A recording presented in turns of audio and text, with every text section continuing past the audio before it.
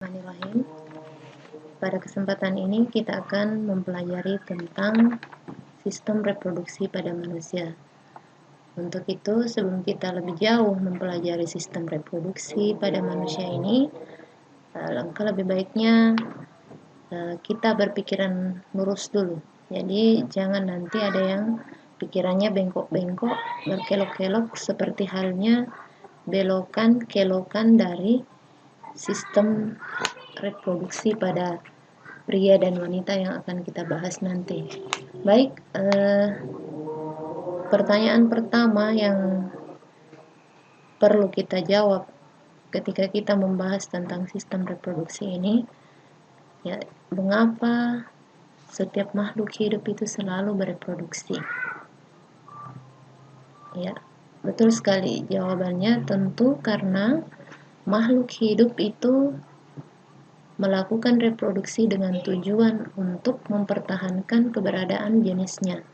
Karena jika tidak ada keturunan yang dihasilkan, maka tentu saja makhluk hidup itu tidak mungkin survive untuk terus hidup di alam ini. Jadi, untuk itu reproduksi dibutuhkan. Nah, untuk mengetahui alat reproduksi pada pria dan wanita, kita akan melihat ada beberapa bagian-bagian dari alat reproduksi pria. Yang pertama, jadi alat reproduksi pada pria itu sebenarnya ada dua bagian, ada bagian luar dan ada bagian dalam. Untuk bagian luar ini adalah penis. Jadi penis ini merupakan saluran sperma sekaligus sebagai saluran urin pada pria. Kemudian ada skrotum. Ya, jadi skrotum ini adalah pembungkus luar dari testis. Ya, testis ini adalah jumlahnya sepasang dan ini akan berfungsi sebagai tempat pembentukan sperma. Selanjutnya untuk organ reproduksi laki-laki bagian dalam ini ada epididymis. Jadi ini merupakan saluran. Jadi ada beberapa saluran reproduksi yang dimiliki oleh pria. Salah satunya adalah epididymis. Kemudian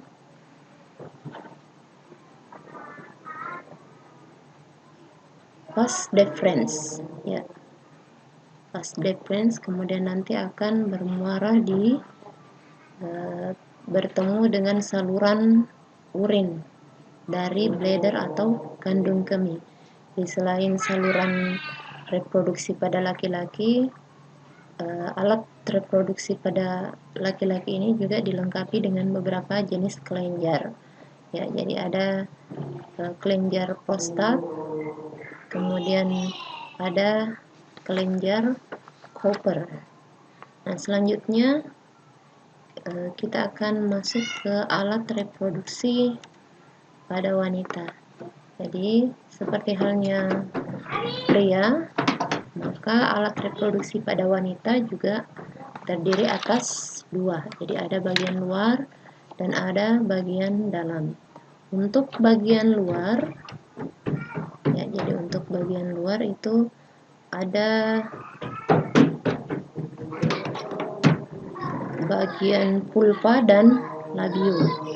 Di vulva merupakan celah yang dibatasi oleh sepasang bibir, sedangkan labium itu adalah kedua bibir yang dimaksudkan dari bagian dari vulva itu tadi. Nah, selanjutnya untuk bagian dalam pada alat reproduksi wanita itu terdapat sepasang ovarium atau biasa juga disebut dengan indung telur. Disinilah terjadi proses pembentukan sel telur atau ovum. Nah, selanjutnya ada saluran telur atau biasa juga disebut dengan oviduct atau tuba fallopi. Jadi ada tiga nama untuk saluran ini, jadi saluran telur, oviduct, dan tuba fallopi. Selanjutnya di bagian ini adalah uterus atau rahim. Ya. Untuk fase menstruasi dan proses ovulasi sekaligus fertilisasi akan kita bahas pada pertemuan berikutnya. Untuk pertemuan kali ini cukup sekian. Nanti akan ada tugas yang akan dikerjakan di LK untuk lebih memahami tentang bagian-bagian dari alat reproduksi pada pria maupun wanita berikut dengan fungsi-fungsinya.